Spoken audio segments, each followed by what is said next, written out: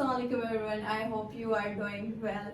So मेरा नाम doctor सना है और मैं सेकेंड ईयर MBBS स्टूडेंट हूँ. So मैं आज आपको टीच करूँगी न्यूरो एनाटॉमी, ठीक है.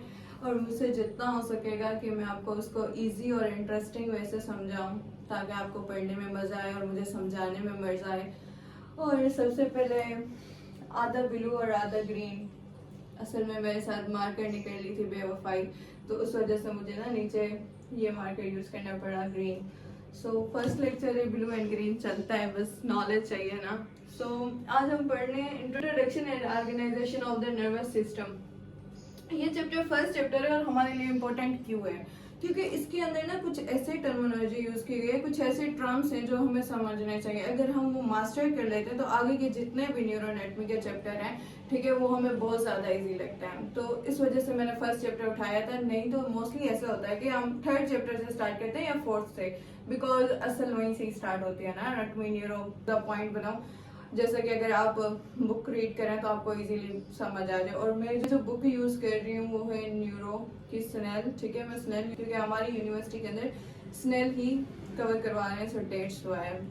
न्यूरॉन्स जो होते हैं वो एक प्राइमरी सेल होते हैं जो कि नर्वस सिस्टम के अंदर आते हैं, जो कि सिग्नल को ट्रांसमिट करते हैं. और न्यूरॉन्स के अंदर जो होते हैं तीन पार्ट्स होते हैं. एक होती है सेल बॉडी, डेंड्राइट्स और एक्सॉन. ये सबको पता है, ठीक है.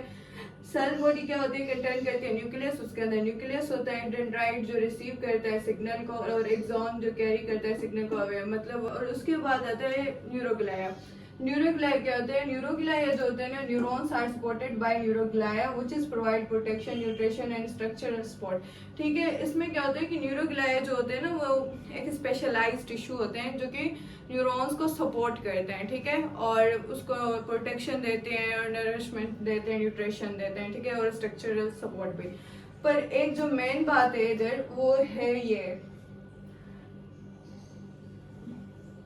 ठीक है, न्यूरोग्लाया डू नॉट ट्रांसमिट सिग्नल, ठीक है. ये सिर्फ स्पेशलाइज्ड टिश्यू और ये सपोर्ट देते हैं और न्यूट्रिशन देते हैं, बट ये सिग्नल को ट्रांसमिट नहीं करते, ठीक है. ये बात याद होनी चाहिए हमें.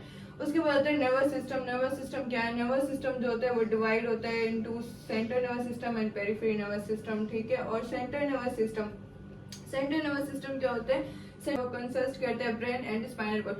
मतलब सेंट्रल नर्वस सिस्टम के अंदर दो चीजें आती हैं, एक आता है ब्रेन, दूसरा आता है हमारे स्पाइनल कॉर्ड. स्पाइनल कॉर्ड और ब्रेन जो होते हैं वो सेंट्रल नर्वस सिस्टम के अंदर आता है.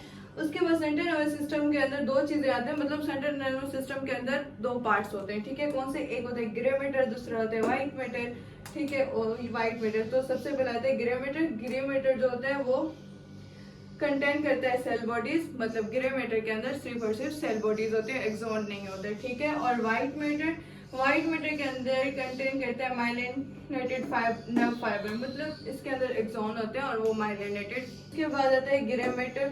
ग्रे मैटर क्या है, grey matter consist of the neuron cells body and neuroglia and it's appear grey due to the absence of myelin, ठीक है. ग्रे मैटर के अंदर क्या होता है कि माइलिन शीट एब्सेंट होती है, ठीक है. तो इस वजह से ये कंटेन करते हैं न्यूरॉन सेल और न्यूरोग्लाया, ठीक है. मतलब ग्रे मैटर के अंदर न्यूरॉन्स एंड न्यूरोग्लाया होते हैं, पर उसके अंदर माइलिन शीट जो होती है वो एब्सेंट होती है, जिसकी वजह से वो ग्रे इन कलर हमें दिखता है, ठीक है. उसके बाद आता है व्हाइट मैटर. व्हाइट मैटर जो होते हैं वो कंटेन करते हैं नर्व फाइबर, न्यूरोग्लाया, ठीक है. And it's appear white due to the presence of lipid rich myelin sheet. इसमें क्या होता है कि व्हाइट मैटर जो होता है ना वो नर्व फाइबर्स और न्यूरोग्लाया दोनों कंटेन करता है, पर उसके अंदर जो होता है ना माइलिन शीट के अंदर लिपिड होता है, जिसकी वजह से जो है वो व्हाइट कलर होता है और उसको हम कहते हैं व्हाइट मैटर, मतलब वो व्हाइट अपीयरेंस देता है, डेट्स व्हाई हम कहते हैं व्हाइट मैटर. उसके बाद आता है पेरिफेरल नर्वस सिस्टम. उसके बाद आता है peripheral nervous system. Peripheral nervous system जो होता है वो कंसर्न करता है क्रेनियल एंड स्पाइनल नर्व, ठीक है. और वो बॉडी को use to transmit information to and from the CNS, ठीक है. ये क्या होता है, पेरिफेरल नर्वस सिस्टम के अंदर दो चीजें आती हैं. वैसे स्पाइनल और क्रेनियल नर्व भी आती है और इनके एसोसिएट गैंग्लिया भी आते हैं, जो कि एक आगे जाके गैंग्लिया का एक चैप्टर है जो हमें पढ़ना है, ठीक है. वो भी यहाँ आते हैं. और उसके बाद पेरिफेरल नर्वस सिस्टम जो होता है वो बॉडी और सीएनएस के दरमियान सिग्नल ले जाता है और वापस लेके आता है. Autonomic nervous system. Autonomic nervous system ANS. The NS control involuntary function include the heart, smooth muscle and glands. Autonomic nervous system जो होता है ये हमारे उन आर्गन्स को कंट्रोल करता है जो हमारे इन्वॉल्वमेंट होते हैं, मतलब हमारे कंट्रोल में नहीं होते, जैसे कि हार्ट, स्मूथ मसल, ठीक है, और ग्लैंड। और उसके बाद होता है कि इसकी डिवीजन जो होती है वो होती है सिंपैथेटिक एंड पैरासिम्पैथेटिक। मतलब ऑटोनोमिक नर्वस सिस्टम जो होता है वो डिवाइड होता है दो में, ठीक है, sympathetic and parasympathetic. Sympathetic division जो होता है ये तब एक्टिव होता है जब हम स्ट्रेस लेते हैं बहुत ज़्यादा, जब हमें न्यूरो समझ नहीं आ रही होती तब, ठीक है। और एमरजेंसी के अंदर हमारा जो एक्टिवेट होता है वो होता है सिंपैथेटिक सिस्टम और फाइट एंड फ्लाइट, ठीक है। पैरासिम्पैथेटिक जो होता है वो एक्टिव होता है rest and digesting. It means कि ये कि जब हमारी बॉडी को एनर्जी जो होती है वो कंजर्व होती है, रिस्टोर होती है और रिलैक्स होते हैं, तो जो है वो पैरासिम्पैथेटिक। सिंपैथेटिक नर्वस सिस्टम जो होता है ये अपीयर होता है हमारी बॉडी में for emergency by increasing heart rate, blood flow and muscle etc. It means कि जब सिंपैथेटिक सिस्टम हमारी बॉडी के अंदर आता है, ठीक है, वो तब एक्टिवेट होता है जब हमें कोई इमरजेंसी होती है, ठीक है। और वो कैसे होता है, वो ऐसे एक्टिवेट होता है या तो वो हमारा हार्ट रेट इंक्रीज कर देता है या ब्लड फ्लो इंक्रीज कर देता है मसल्स को। तो हमारे पैरासिम्पैथेटिक हेल्प करता है, जो कि हमने ऊपर पढ़ भी लिया था, conserve energy and remote digestion and relaxation. मतलब ये एनर्जी को जो रिस्टोर करता है और हमें रिलैक्स करता है, ठीक है। और उसके अलावा ये जो है एनर्जी को रिस्टोर करता है। आता है location of the spinal cord, जो हमारा मेन टॉपिक है और मतलब सारी जो इस चैप्टर के अंदर मेन चीज़ें आ गई और जो आगे हमें पढ़ना है स्पाइनल कॉर्ड और ब्रेन ही पढ़ना है। तो इसकी कुछ बेसिक चीज़ें जो यहाँ पे डिस्क्राइब की गई हैं, बाकी तो आगे इनका सारे चैप्टर ही आते हैं, तो मैंने वही सारे लिखे हैं टर्म्स जैसे आपको आगे आसानी हो, ठीक है। Protection of spinal cord is protected by 3 meninges and cerebellospinal fluid, मतलब CSF, ठीक है। ये क्या होता है, स्पाइनल कॉर्ड जो होता है वो 3 लेयर से जो है वो कवर होता है, ठीक है, जिसको हम कहते हैं, उन तीनों लेयर्स को मिला के हम कहते हैं meninges, ठीक है। और उसके अलावा एक फ्लूइड होता है जिसका नाम है cerebellospinal fluid, ठीक है। और उसमें जो ये 3 लेयर है उसमें से सबसे पहले आती है बायोमीटर, जो सबसे इनर होती है, ठीक है, ये इनर लेयर है, मैं लिख देती हूँ। और ये जो है ड्यूरामीटर, ये आउटर है, ठीक है। ड्यूरामीटर जो होती है ये आउटर होती है और बायोमीटर इनर होती है एंड एमीटर जो होती है वो सेंटर में होती है, ठीक है। तो ये जो इनर में होती है बायोमीटर, ये जो होती है बिल्कुल चिपकी हुई होती है स्पाइनल कॉर्ड के साथ, ठीक है।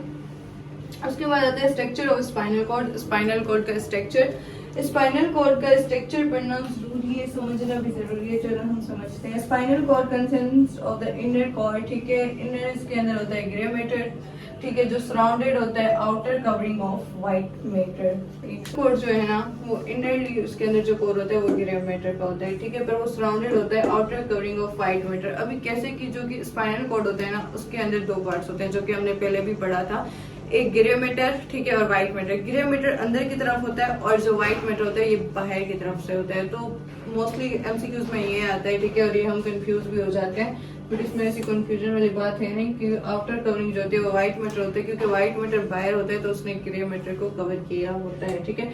और ग्रे मैटर जो होता है वो एच शेप होता है, ठीक है, एंड व्हाइट मैटर जो होता है वो ऑर्गेनाइज्ड होता है interior, lateral and posterior column के अंदर। मतलब जो व्हाइट मैटर है उसके अंदर 3 कॉलम आता है, सबसे पहले आता है anterior, then lateral and then posterior, ठीक है।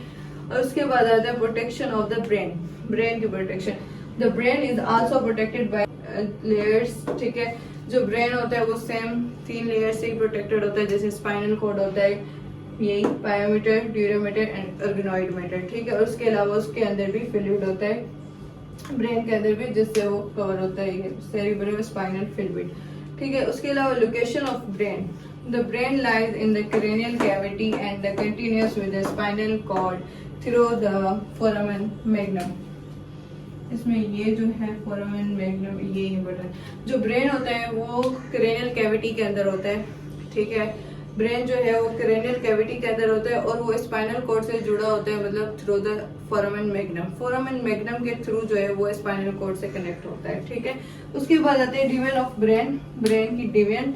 ठीक है। ब्रेन की डिवीजन ये है कि ब्रेन के मेजर 3 पार्ट्स होते हैं, ठीक है। हमें बताया कि फोर ब्रेन हो गया, मिड ब्रेन हो गया और हाइंड ब्रेन हो गया।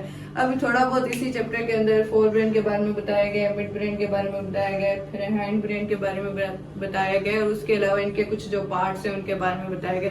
बट ये हम आगे जाके सारे डिटेल में पढ़ेंगे। मैंने जस्ट आपको एक ओवरव्यू दिया है, क्योंकि हमें जैसे स्पाइनल कॉर्ड की लोकेशन और स्पाइनल कॉर्ड